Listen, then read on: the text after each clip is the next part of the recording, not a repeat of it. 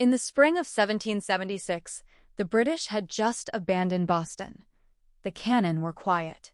On a farm in Braintree, Massachusetts, a 31-year-old woman was keeping a household and small children alive through a hard, fearful winter of war and smallpox, while her husband sat in Philadelphia at the Continental Congress, helping to build a new country. Her name was Abigail Adams. His was John, and the letter she wrote him that March carried a few quiet lines the new nation was not ready to hear. This is that letter. I wish you would ever write me a letter half as long as I write you. Do you not want to see Boston? I am fearful of the smallpox, or I should have been in before this time. Our house has been occupied by one of the doctors of a regiment, very dirty, the few things left in it all gone. I look upon it a new acquisition of property, a property which 1 month ago I did not value at a single shilling, and could with pleasure have seen it in flames. I feel very differently at the approach of spring to what I did a month ago. We knew not then whether we could plant or sow with safety, whether, when we had toiled, we could reap the fruits of our own industry. But now we feel as if we might sit under our own vine and eat the good of the land. I feel a gaiety of heart to which before I was a stranger. I think the sun looks brighter, the birds sing more melodiously, and nature puts on a more cheerful countenance. I long to hear that you have declared an independency. And by the way, in the new code of laws, which I suppose it will be necessary for you to make, I desire you would remember the ladies and be more generous and favorable to them than your ancestors.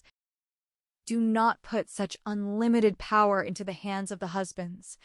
Remember, all men would be tyrants if they could.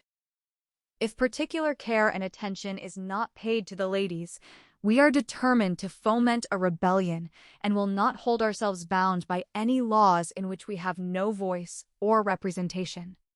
That your sex are naturally tyrannical is a truth so thoroughly established as to admit of no dispute. But such of you as wish to be happy willingly give up the harsh title of master for the more tender and endearing one of friend. Regard us, then, as beings placed by Providence under your protection, and, in imitation of the Supreme Being, make use of that power only for our happiness. Not having an opportunity of sending this, I shall add a few lines more, though not with a heart so gay. I have been attending the sick chamber of our neighbor Trot, stripped of 2 lovely children in 1 week. George, the eldest, died on Wednesday, and Billy, the youngest, on Friday, with the canker fever, a terrible disorder. Our own little flock are yet well. My heart trembles with anxiety for them. God preserve them.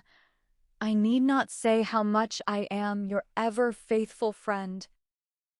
John wrote back within 2 weeks.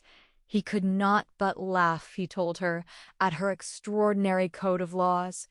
The men, he said, knew better than to repeal their masculine systems. The demand was set aside. The argument Abigail opened that spring, for women to have a voice in the laws that govern them, would outlast her by generations. American women would not win the vote until 1920. She did not live to see it. Abigail Adams died in 1818, the only woman of her era to be both the wife of one American president and the mother of another.